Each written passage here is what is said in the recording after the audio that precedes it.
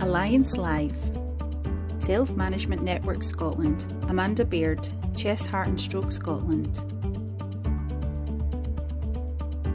Community Health Support Services. To give you a bit of background about myself, I'm Amanda Baird. I'm a general nurse by background for many years, and in the past 10 years, I did extra training to become a psychotherapist. I have worked in numerous places throughout my career. For the past 20 years, I had worked with a private medical and insurance company, working with many conditions, and I worked on the advice line with the medical insurance company. I moved for 6 months ago into working with Chest, Heart and Stroke Scotland, and it's been a whirlwind 6 months, but I've enjoyed every single moment of it. I work for the advice line in Chest, Heart and Stroke Scotland. We have been working, and we've had an advice line at Chest, Heart and Stroke Scotland since 1995. And that started with one nurse, and the opening hours were 9 to 4. And anytime she needed to go to the loo or to have a lunch break, we had to close the line. There was no technology for us to keep that line open enough, and there wasn't enough calls coming in from that. Thankfully, we've grown arms and legs since that time. And we've grown into now a team of 8. So there's 8 of us at the moment. And traditionally it used to be nurses, but it's not just nurses now. We've got an occupational therapist, we've got a paramedic, we have got nurses that are experts in all our conditions, chest, heart, stroke, and more recently mental health, because mental health has taken a dip, especially through COVID times, but also because we added long COVID to our repertoire of conditions. We did that during COVID to fill a gap, because there was nobody else doing it. There was no service out there. There was no support out there. And being chest, heart and stroke, we were getting a lot of calls in from people to say, well, I've got chest problems. It started with chest problems. It started with COVID, but I can't get back to work. So we made that official and launched that in 2019. So we're now chest, heart and stroke and long COVID. We also expanded the opening hours, where we are now open from 9 to 4 all the time. So there's always somebody between 9 to 4 available to take your call. We also have an out of hours voicemail. So if you phone in at night time, you'll get the voicemail and we can call you back. You can also contact us through email, text message, and I'll at the end, as I say, I can supply all the contact details for us, so you can contact us, because again we have to be inclusive. Not everybody wants a call, and not everybody wants an email, so even a text message, and these services are free. So what is it we do?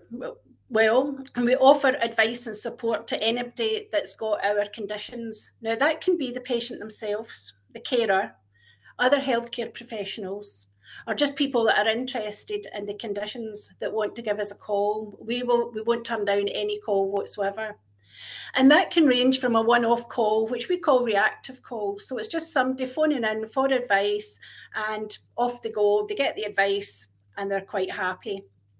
But then there's other people who want a bit more and need a bit more support. So we offer an 8 to 12 week programme. And that programme is based around self-management, self-support. So we're finding out what matters to them. What are they not managing? What are they not coping with? What can we do to help them get back to a life that's not half-lived, a life that's lived full? We do partner with a lot of the health board areas. So the health board areas are out promoting. They will refer in to us. So we receive a lot of referrals from our colleagues, believe it or not, mostly nurses, GPs tend not to for some reason. I don't know whether we're looking into that. We don't know whether it's the referral form, maybe a bit clunky, and we know that they've only got limited time in there. But certainly we find that community nurses, practice nurses, they're the people that tend to refer in to us. When we get people in, we are the clinical advice line. So we will deal with anything clinical, any questions about symptoms, about medication, about condition knowledge, etc. But if the person is then saying, which is a lot at the moment, is I can't get out, I'd love to be able to walk, I used to golf in the past, then what we can do is set on teaching self-management, telling them how the self-management process works, but also referring on to the other services within our organisation, such as community health support. We would refer on to there, and they may have a walking group in that person's area. They may also, if they don't have a walking group, they may have somebody that can go and support that person on a walk, so whether it's a walk to the shops. There's also physical activity groups, and those groups may be online, so people don't have to leave the house, or they may be at hubs in the local areas. If there isn't a group in your area and there is enough people in the area that require it, they will set up a group. They are agile. They will set up the groups to meet the needs of the people. Also, we've got peer support, so we can refer on to peer support. And peer support is obviously volunteers, people that have got the condition that you've got, have lived through the experience that you're living through, that can support you. And again, that can be face-to-face, it can be online groups, it can be at one of the hubs, etc. What we're finding a lot at the moment, and it happened during COVID, it was a service that came up along with the long COVID service, was the kindness service. The kindness service started off when people were isolated, were shielding, couldn't get out. And the kindness group sprang up from volunteers that were going to help people with prescriptions and collecting shopping and all of these services. Now, people can get out and about now, and we don't want to create that dependency. So we're supporting people to get back out and do their own shopping, etc. People are still isolated. They're still very much isolated, so a kindness call may be put into that person. So once a week, somebody from the kindness service would call them, and it's a positive call. Yeah, they have a wee grump and groan about what's happening in life. Who doesn't when we're on a call? But then it's what is good? What are you doing? What are you up to? What is positive in your life? So is it when they come off the call, they've got some positive outlines there. We also signpost because we know we're on limitations. So we also signpost to other partnerships like Alliance. We'll send there. Mind, we send a lot of people to Mind. Citizens advice, that's easy to say. Citizens advice, especially if it's financial issues, etc. Going back to work, legal issues, we would signpost there. So there's a whole raft of people that would signpost to. And Chris from Living Life, I mean, we've signposted a lot of people there as well because the resources are accessible and they're in languages. So they are really accessible. So we would signpost over there as well.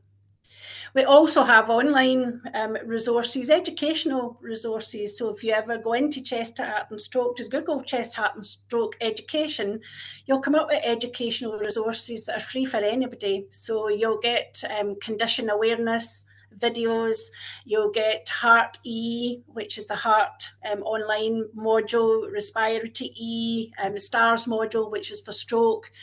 Unfortunately, there's nothing for long COVID at the moment, but we hope that will come soon, although we've heard that there is big changes with long COVID, not getting diagnosed and not going to be diagnosed in the future. So we are keeping our eye on that one. We don't, after the 12 weeks, if you embark on a 12-week programme, we support you for 12 weeks so we don't create a dependency. However, it doesn't mean that we close the door on you. you are discharged from the 12-week programme, you may have been transferred on to one of our colleagues, but also you can phone in the helpline at any time, absolutely any time. So it doesn't matter how many times you phone in, you can phone in 1,000 times, it doesn't really matter. If you need support and help, we are there to support and help you. We are growing. When we started, I looked at some of the stats, and when I looked at 2000, the year 2000, and we were taking about incoming calls about 1,000 per year. So far this year, we're over 5,000 per year. So we are growing in size, and thankfully the team's growing along with that. But we want to grow more. And our strategy, our 5-year strategy, was launched in the 5th of October. And on the 5th of October, when we launched the strategy, it is about outreach. It's about reaching out to more people, because we know that there's people out there that are still not getting the support that they require. Part of the strategy is to support the campaign for Right to Rehab, because everybody has a right to rehab. But rehab is about getting the right treatment by the right person. It's not about us taking all the patients on and keeping them in the nursing helpline. It's about using services within the organisation, but also signposting outside the organisation as well, to make sure that that person is getting their needs met, not our needs, their needs met, not what we think they need, what they think they need. And that might be completely different. And that's where the self-management comes in, as I would say, the core of what we need, what we do, and what we need to continue to do. So we've got aggressive targets to meet people, which is great, but we need to get out there, we need to get out and meet people, and that's why it's been so great today to be able to come along. We also launched on the 1st of November another project. It's a pilot project, it's government funded at the moment, and it's not so much for a chronic condition, but it's for out of hospital cardiac arrest bystander support. And there was a research program done in Canada and Norway, and what they found was that we do promote, and we do it in the UK as well, promote us all learning CPR and being good neighbours and good citizens and helping at cardiac arrests. And more people are signing up and doing that, which is absolutely wonderful, because the more people that can do it, the more lives we'll save.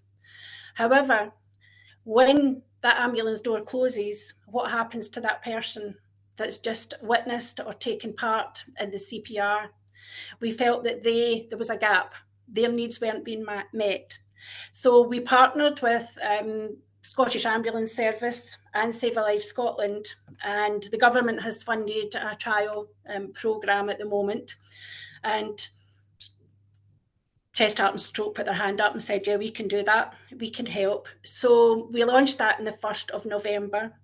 So what will happen is when the ambulance attend an out of hospital cardiac arrest, they will have pocket cards.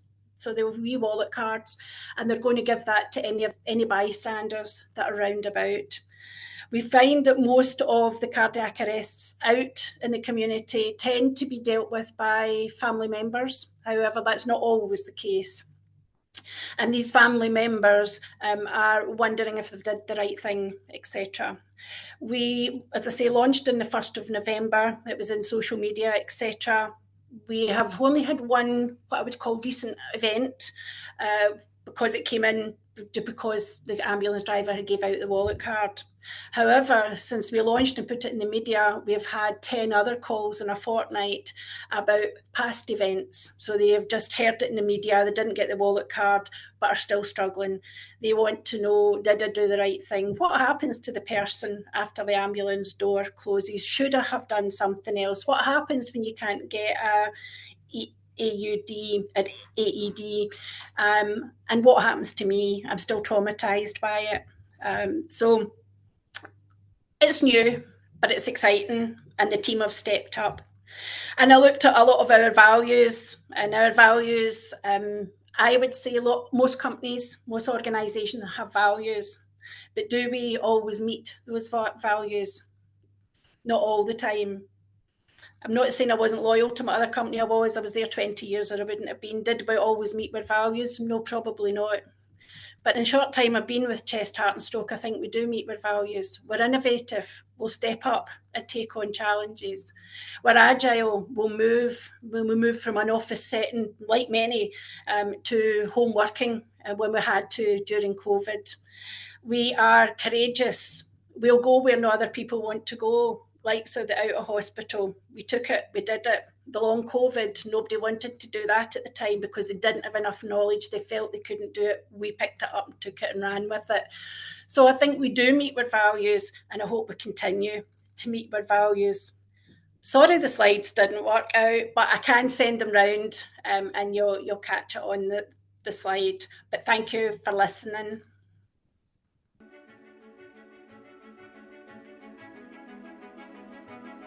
Alliance Live. Health and Social Care Alliance Scotland, www.alliance-scotland.org.uk.